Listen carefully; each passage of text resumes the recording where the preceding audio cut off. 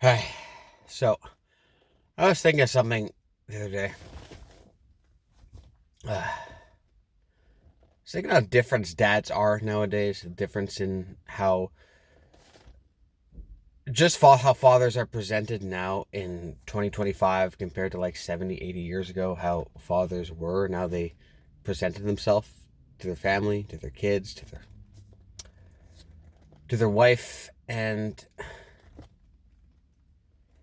you got a different style of parenting from fathers back in the day.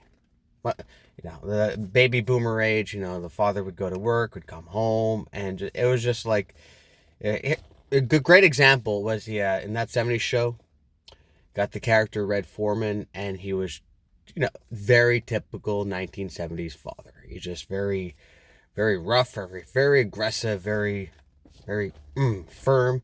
I'm gonna stick my foot in your ass, that kind of thing. And obviously for the show, it's for comedic purposes. But that's how fathers were back in the day. They were very firm. They're very strong. There wasn't a lot of love, a lot of affection. Fathers weren't encouraged to show that to their kids. Now it's different.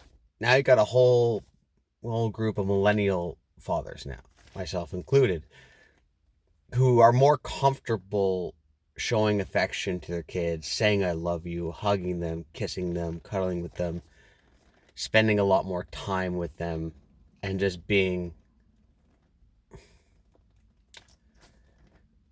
what's the word I'm looking for? Much more comforting, being a lot more comforting to their children. And that's great and that's awesome, but there still needs to be a balance. There still needs to be a little bit of that 1970s father vibe. I'm not talking about how they interact with their kids. I'm just talking about men still being men and men still being a threat, not to their kids, but men still need to learn to be a threat to the outside world, because as your man, you're a father, you want to protect your children. How do you protect your children? You want to maintain some sort of threatening manner to the outside world.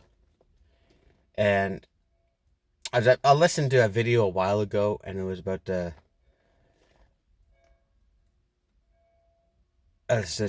this child molester, and they were interviewing. He was in prison for life, and they were interviewing him how he would select children to prey upon. And he said something interesting. He said he would watch the children first. He would follow them and scout them and follow the kids, and the way he would decide which child he would choose to prey upon, he would watch the father. And if the father was a threat to him, he wouldn't go after that child. And that is exactly why, as a father, you need to maintain a threatening presence, not towards your kids, not towards your family, but to people who pose a threat to the outside world.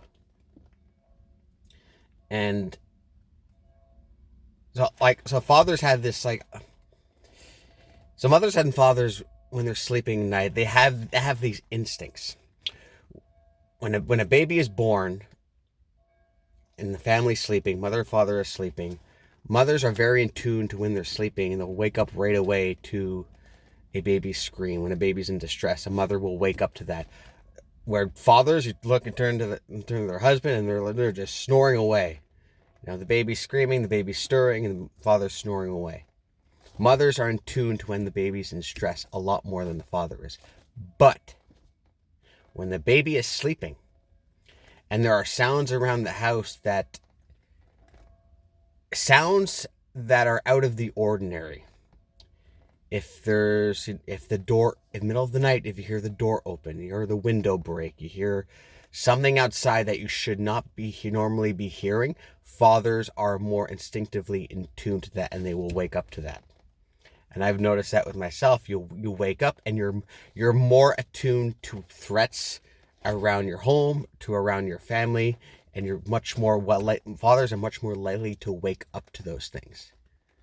Oh, the door creaks, door making a noise it shouldn't make in the middle of the night, the window opening that making a noise it shouldn't make. whistling of the leaves, like little tiny little things that can potentially pose a threat to your home, to your family. Fathers are much more attuned to that. So, like, don't forget, it's great to be a loving, caring father, but you also need to be a threat to the outside world in case you have to protect your family. You got to have good, you got to learn to have some form of combat skills in case you need. I'll end this video on this one little story. It was a few years ago. My son was maybe 4 or 5 years old, and my son, girlfriend, and myself were walking the street. We were going for ice cream. My son was in the stroller, and saw this guy maybe about 100 meters in front of us, and you could tell he was not right. He was not all there. He was a little crazy. And he just made straight eye contact toward my girlfriend, and he just beeline towards her. He went straight towards her like he was going to hurt her, and like he was posing a threat to her while she was pushing the stroller with my son in it. And I immediately saw this. I locked onto him, and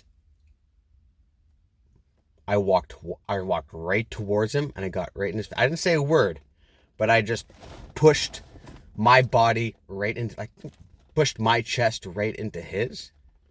Didn't say anything. Kind of like pushed him away, and he immediately took off the other way and left us alone immediately. But that, to me, that was when I saw the threat from afar coming towards us. To me, that was instinctive. I didn't think about it. I wasn't, oh, this guy's coming toward us. Should I act on this or should I not? No, there's no thought in it. It was instinctive. There was a threat. What I saw as a threat to my girlfriend and my son, and act upon it immediately. And that's what fathers need to still maintain. You still need to be a loving, caring father, but you always need to be a threat to the outside world in case you have to. So worst thing you can imagine is something bad happen to your kids and your wife, and you don't have the skills or the tools or just the instincts to do anything about it. Or people may not see you as a threat and may not take you seriously. They should take you seriously. As fathers, you need to be able to maintain that ability to be a threat to the outside world. So I hope this video was of value to you. Like, subscribe. Time is personal growth and development. Thanks, guys.